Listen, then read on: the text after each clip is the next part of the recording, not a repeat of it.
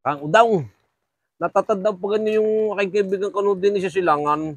Si Joe. Oh, si Kanaw. Uy, pinagpapraktis ako lagi ng English. Wala akong magawa sa akin. Yung pinagpapraktis ako lagi ng English. Ay nanganak ang asawa, yung si Justina. Ay gawa nung kanong yawn. Inabing best friend ko. Dahil walang anak dito sa atin ay. Walang anak dito. Hindi ako napapagtiwalaan nung lagi kasamahain. May kwento ko sa inyo yung unang anak ng nung kaibigan ka no. Ay hanga yung doktor Huay. Sabi ng doktor ay ako minare sa labas laan. Naririnig ko yung sinasabi ng doktor kay Joe. Doon sa kaibigan ko kanaw. Sabi ng doktor ay, abo, ay kagaling mo naman. Ay katandaan na ay nakakagawa ka pa ng baby eh. Ay, anong sabi ngayon ni Kanaw?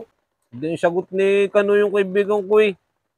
Sadyang ganyan, pag matanda ng makina, laging pinapagana. Ah, yun ang sabi. Oo, laging ganyan sabi. Tapos pangalawang anak, gayon din.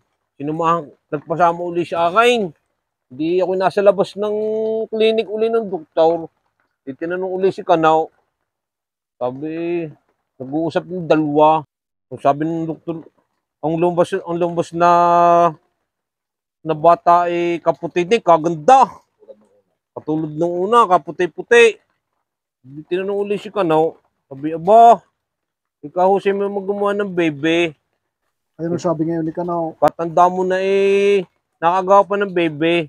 Sabi ni Kanaw sadyang ganyan hudok. Pag matanda ng makina, sadyang lagi pinapagana. Ayun uli ang sabay. Uwi na sabay. Sabi ng aking kaibigan Kanaw. Ay kahapon nga ho ay nanganak uli si Justina.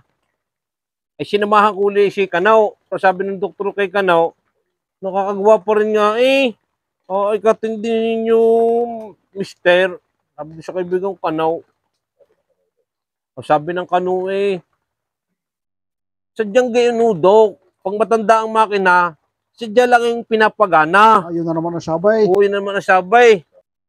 Sabi ngayon ng doktor siya sir, kailangan na ninyo mag-change oil. Bakit daw? Lumabas yung itim na balugan, negro. Ay, kailangan na nga magsindihan. Hindi kailangan mag-change oil.